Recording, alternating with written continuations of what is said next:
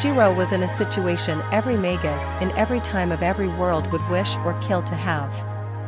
And that situation was having a conversation with Merlin, the magus of flowers. Right now, Shirou and Merlin were having a conversation in Chaldea's cafeteria, sipping on tea and having snacks of the sort. And why were Shirou and Merlin having a conversation? Because of two things. One was that Merlin wanted to thank the man who made his student and her alternate versions happy. And the other was that Merlin was bored. So, he decided to do this. I'll admit, this tea is quite interesting, Shirou, Merlin said as he sipped on a cup of Japanese-style green tea Shirou made for him earlier. I never had this type of tea before, even in Camelot. Shirou smiled. Glad you liked it, Merlin, he said as he took a bite of a rice cracker he picked up earlier. You should try the rice crackers as well. Why thank you, Queen Shirou, he said with a teasing tone of voice. Shirou sighed. Please don't call me that, he muttered. As Merlin continued to sip on his tea while grabbing a rice cracker for himself, Shirou's thoughts went back into the past as he thought of the events that brought him here. A few hours ago, Shirou was walking down Chaldea's hallway, minding his own business, when out of nowhere, a storm of flower petals was floating around him, confusing him. What the? Shirou thought as his sight was temporarily blinded by the amount of flower petals in front of him. Eventually, the flower petals stopped floating in front of him and flew to another direction. What's going on? Why were there flower petals floating in front of me?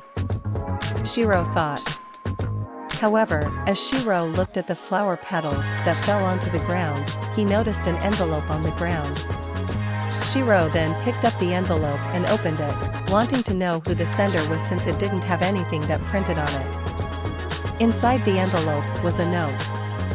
And it said this. Dear Shirou, I hope that you aren't busy right now, but I hope that you can join me in the cafeteria for a daily chat. From Merlin. P.S. Don't try to reject it or else I'll force you to come here with magic. Shirou sighed. Well, this is not what I expect today to end up, Shirou thought as he was done reading the note. But then again, every day in Chaldea is always unexpected with these many servants around here. After a few minutes of thinking, Shirou decided to go to the cafeteria to have a chat with Merlin. Just to avoid the hassle of being carried off to the cafeteria by Merlin's magic. Root knows what would happen if he rejected the invitation.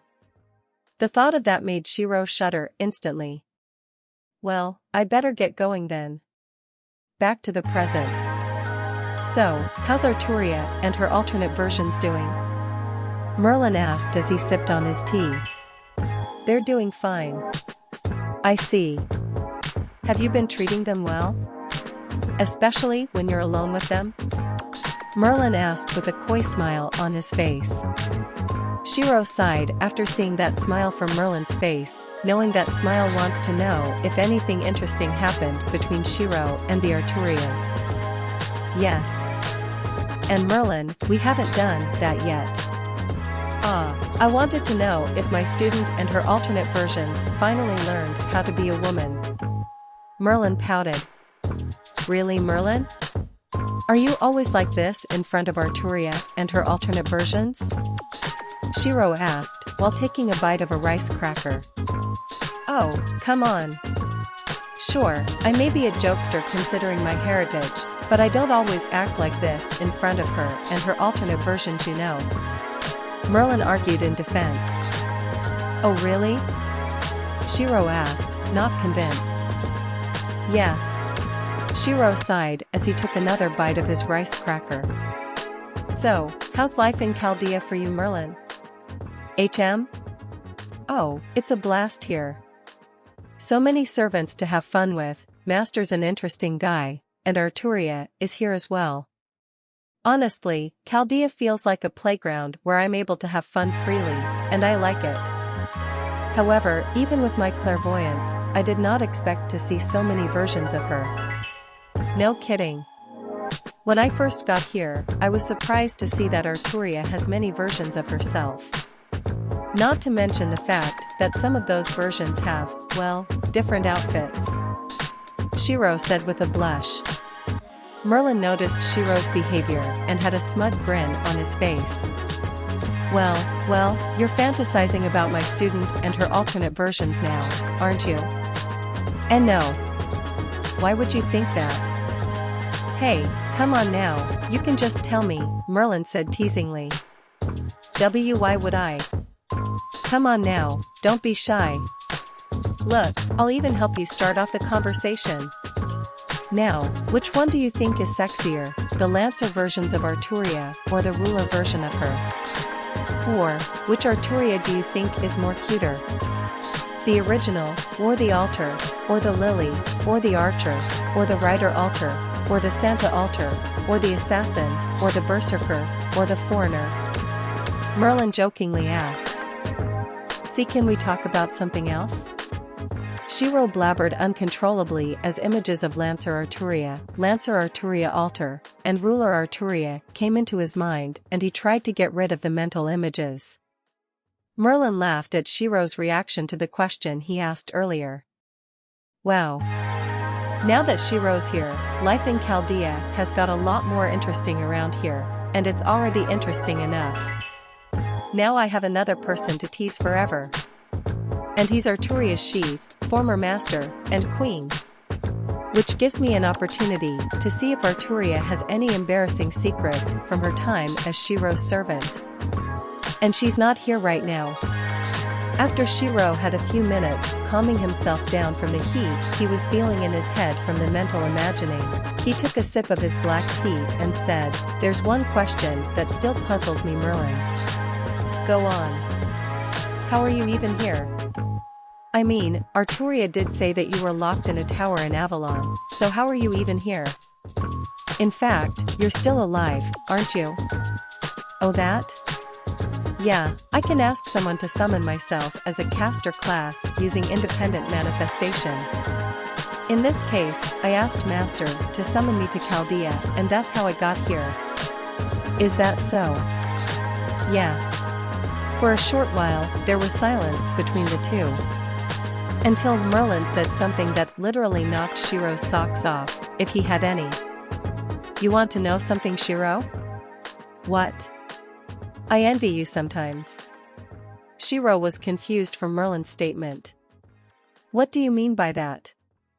Merlin let out a sigh. Isn't it obvious? I'm jealous of you that you're able to attract girls without trying. Shirou spat out his tea. What? What are you talking about? He exclaimed.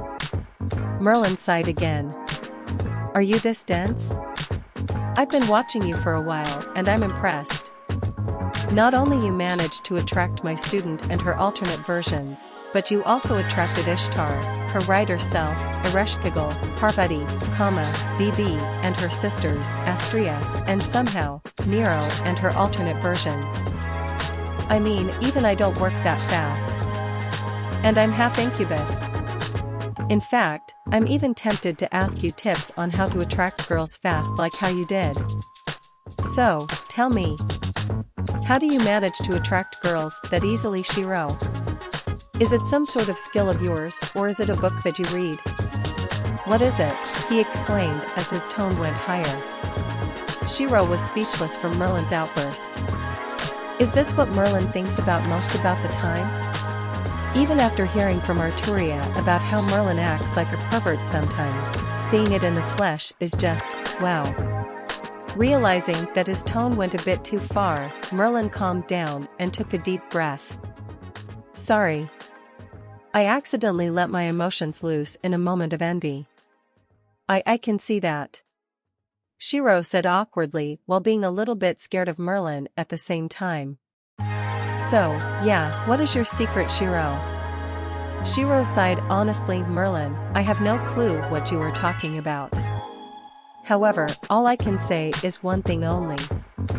Merlin listened, waiting to know what secret Shirou holds. I'm not a womanizer. Merlin was baffled. Really? Yeah. For a short while, there was silence between the two, until Merlin said something. I see, he said in a calm voice, before sipping on his tea. Shirou was glad that nothing bad did happen. Wow. I'm guessing Merlin took it well. Anyways, I want to thank you, Merlin said. For what? Isn't it obvious? For giving my student the one thing that she had lost in her entire life, which was her happiness as a human. The same can be said for her alternate versions as well, considering their reaction to seeing you in Chaldea for the first time. Well, I did promise myself to make Arturia herself happy, even that applies to her alternate versions as well, Shirou said with a smile on his face. Yeah, but that's not it. You also mended the relationship between her and Mordred as well, making them to get along with each other for once. Not to mention the fact that you cleared up the misunderstandings Mashu had with Lancelot and got them to get along with each other. And there's the matter of Gawain's cooking. Oh yeah. Arturia told me about Gawain's cooking. Was it really that bad before I started to give him cooking lessons? Merlin went serious for a moment. Trust me, Shirou, before you came along and gave Gawain cooking lessons, none of us, I repeat, none of us wanted to eat any of Gawain's cooking. Seriously, he only knew one thing to cook, which didn't involve any preparation. You don't have to say that about Gawain, you know. Shirou muttered. Sorry, but it's true. You have no idea about how bad his lack of knowledge of what cooking is. During our time inside and outside of Camelot, all the knights of the round beside Gawain dreaded the day when it was his turn to cook, and it wouldn't be considered cooking as well. Really? Yeah.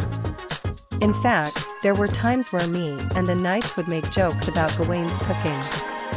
One of which was what was going to kill us first, the Saxons or Gawain's cooking. Wow. Yeah.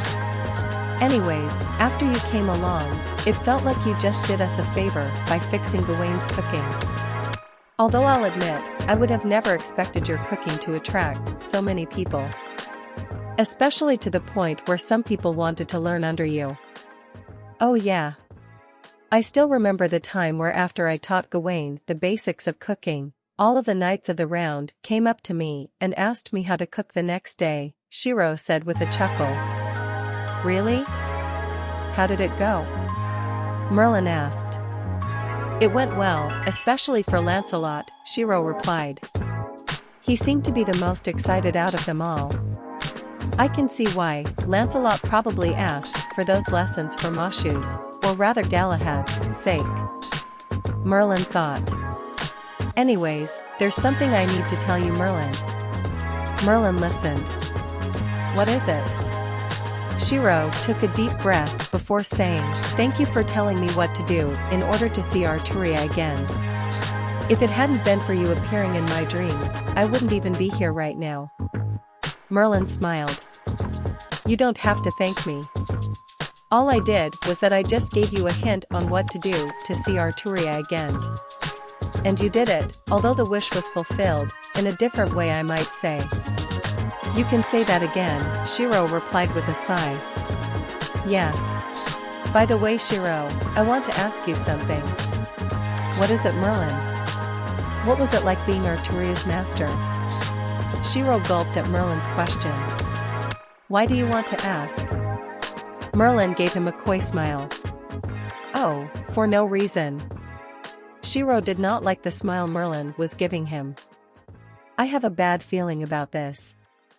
He thought. Well? After a few seconds of thinking, he decided to answer Merlin's question while keeping his life with Arturia a secret. However, before he could even do that, he felt a familiar presence behind him. Not only that, but Merlin's happy face turned into a face of fear. Merlin, what were you talking about with Shirou? A familiar voice said. Shirou turned around to see who it was. As it turns out, it was Arturia. And she looked angry. Hello Arturia. I was having a chat with Shirou here. Merlin muttered. Oh really? Why yeah. Arturia then looked at Shirou and said, Shirou, do you mind leaving for a bit? I need to have a chat with my old teacher here. With a smile, but in a menacing voice. Why yes. Shirou replied before running away quickly, leaving Merlin alone with Arturia. Well then, now can you tell me what you were talking about with Shirou? Arturia asked Merlin in a menacing tone of voice. Merlin gulped. He was not getting out of this situation anytime soon.